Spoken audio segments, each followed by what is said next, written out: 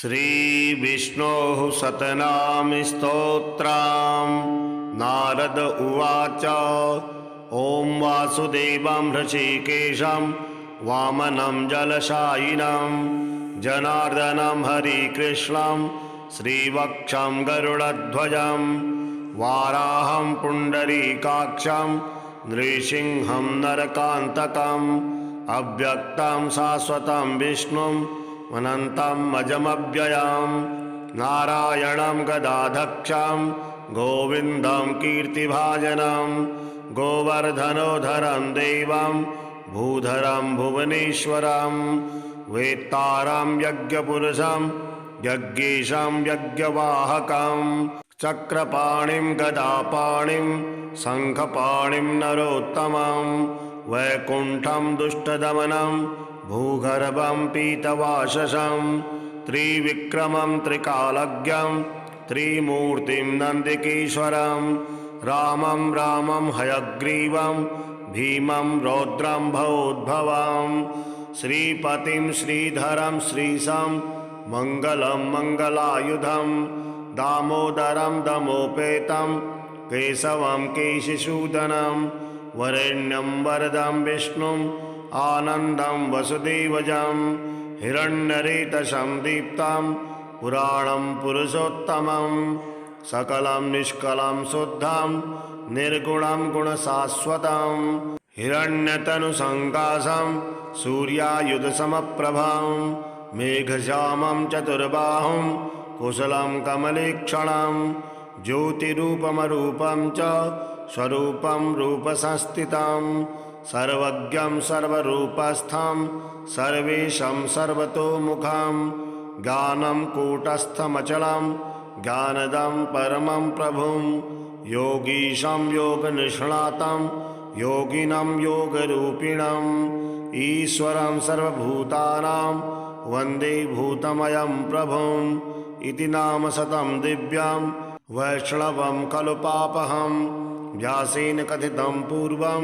सर्वपापप्रणाशनं यः पठेत् प्रातरुत्थाय स भवेत् वैष्णवो नरः सर्वपापविशुद्धात्मा विष्णुसायुज्यमवाप्नुयात् चान्द्रायणसहस्राणि कन्यादानि शतानि च गवां लक्षसहस्राणि मुक्तिभागी भवेन्नरः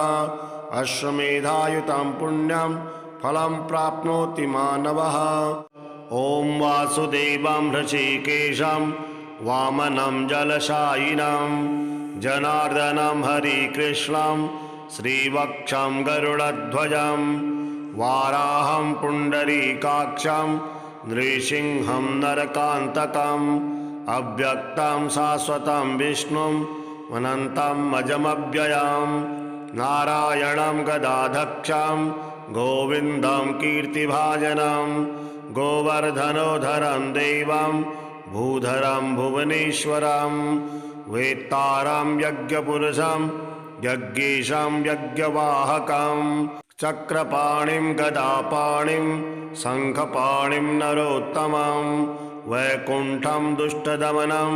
भूगर्भं पीतवाससं त्रिविक्रमं त्रिकालज्ञं त्रिमूर्तिं नन्दिकेश्वरं रामं हयग्रीवं भीमं रौद्रं भवोद्भवं श्रीपतिं श्रीधरं श्रीशं मङ्गलं मङ्गलायुधं दामोदरं दमोपेतं केशवं केशिसूदनं वरेण्यं वरदं विष्णुं आनन्दं वसुदेवजं हिरण्यरेतसं दीप्तं पुराणं पुरुषोत्तमं सकलं निष्कलं शुद्धं निर्गुणं गुणशाश्वतं हिरण्यतनुसङ्काशं सूर्यायुधसमप्रभं मेघश्यामं चतुर्बाहुं कुशलं कमलेक्षणं ज्योतिरूपमरूपं च स्वरूपं रूपसंस्थितं सर्वज्ञं सर्वरूपस्थं सर्वेशं सर्वतोमुखं ज्ञानं कूटस्थमचलं ज्ञानदं परमं प्रभुं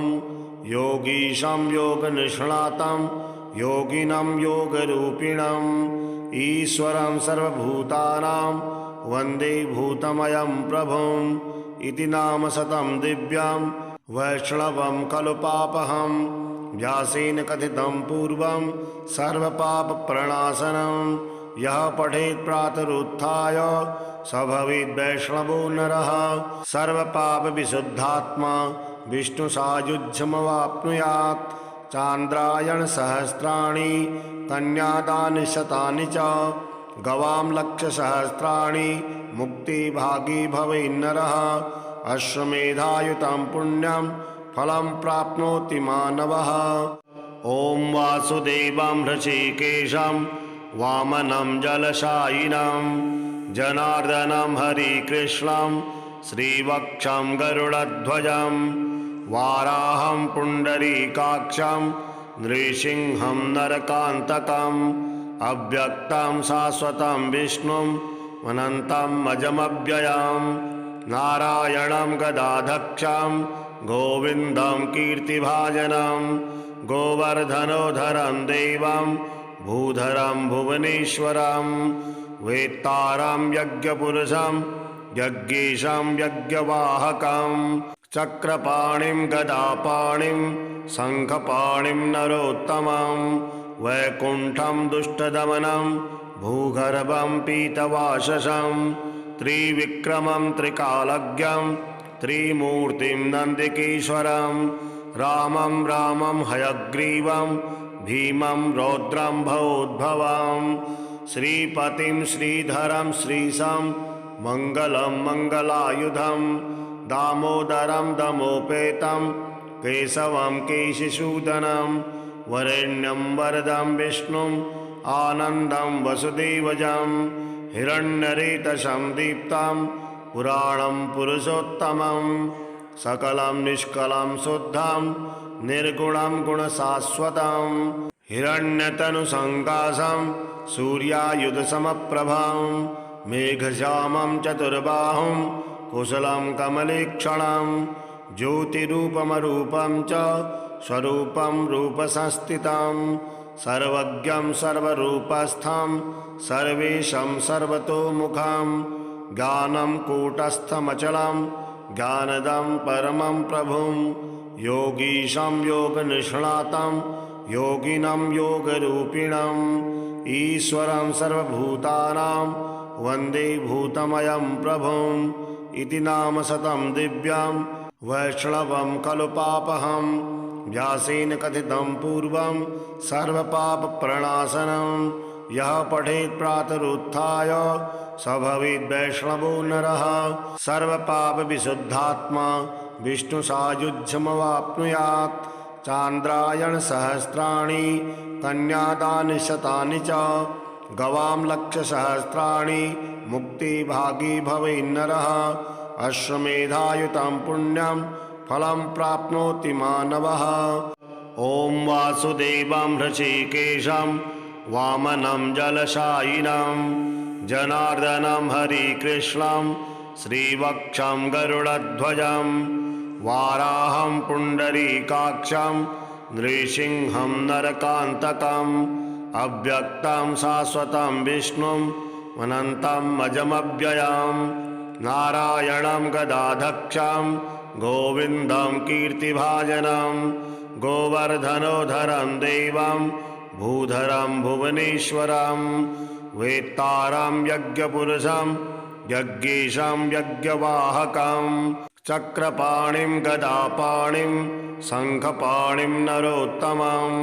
वैकुण्ठं दुष्टदमनं भूगर्भं पीतवाससं त्रिविक्रमं त्रिकालज्ञं त्रिमूर्तिं नन्दिकेश्वरं रामं रामं हयग्रीवं भीमं रौद्रं भवोद्भवं श्रीपतिं श्रीधरं श्रीशं मङ्गलं मङ्गलायुधं दामोदरं दमोपेतं केशवं केशिसूदनं वरेण्यं वरदं विष्णुं आनन्दं वसुदेवजं हिरण्यरेतसं दीप्तं पुराणं पुरुषोत्तमं सकलं निष्कलं शुद्धं निर्गुणं गुणशाश्वतं हिरण्यतनुसङ्काशं सूर्यायुधसमप्रभं मेघश्यामं चतुर्बाहुं कुशलं कमलीक्षणं ज्योतिरूपमरूपं च स्वरूपं रूपसंस्थितं सर्वज्ञं सर्वरूपस्थं सर्वेशं सर्वतोमुखं ज्ञानं कूटस्थमचलं ज्ञानदं परमं प्रभुं योगीशं योगनिष्णातं योगिनं योगरूपिणं ईश्वरं सर्वभूतानां वन्दे भूतमयं प्रभुं इति नाम शतं दिव्यं वैष्णवं खलु पापहं व्यासेन कथितं पूर्वं सर्वपापप्रणाशनं यः पठेत् प्रातरुत्थाय स भवेद् वैष्णवो नरः सर्वपापविशुद्धात्मा विष्णुसायुज्यमवाप्नुयात् चान्द्रायणसहस्राणि कन्यादानि शतानि च गवां लक्षसहस्राणि मुक्तिभागी भवेन्नरः अश्वमेधायुतं पुण्यं फलं प्राप्नोति मानवः।